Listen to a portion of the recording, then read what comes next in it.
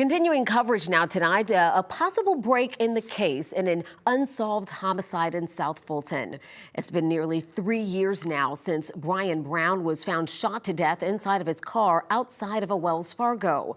The bank sits at a busy intersection along Old Bill Cook Road off of Old National Highway, just south of the Atlanta airport. 11 Live's Cody Alcorn first reported on this homicide back in 2023. He's joining us now live outside of that very bank with this new piece of evidence here. Cody? Jennifer, it is a still frame photo from video taken by this ATM camera right here, and it shows a person who may be the suspect in this unsolved homicide. Nearly 3 years after Bryan Brown was found gunned down inside his car parked at this South Fulton Wells Fargo, police released this picture on Friday. As we zoom in, you can see Bryan's blue car backed into a parking spot. The gray shadow you can barely see on the driver's side window is a bullet hole. As we zoom back out, take a look at the man. Police say he was running from Bryan's vehicle, and it appears he's holding a gun in his right hand.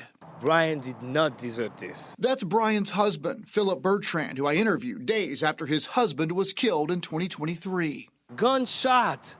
Somebody died and bled to death. He bled out. They took his phone and he bled out and suffered. I need answers. I need answers. It will be 3 years, February 10th, and Bertrand still doesn't have those answers. Back when I interviewed him, Philip told me he spoke to his husband earlier that night. He said he was on his way home, and I'll see you soon.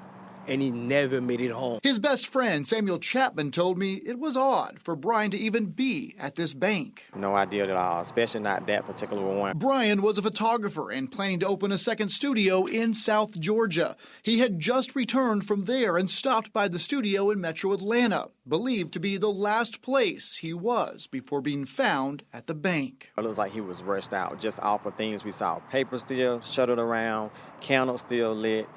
Door was unarmed. That's never anything that he would do to leave his studio in that type of manner.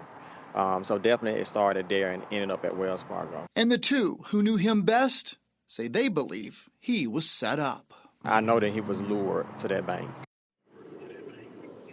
And again, he was found right here behind me. Now, his husband believes this was not robbery because he says Bryan's wedding ring, a diamond band, was still on his finger. He said the only thing missing, you heard him in the story, was his cell phone. And we do not know if that's ever been recovered. But of course, still a lot of unanswered questions here. They hope this picture may bring some new light to this case. Live in South Fulton, Cody Alcorn, 11 Alive News. Yeah, Cody, hopefully it helps.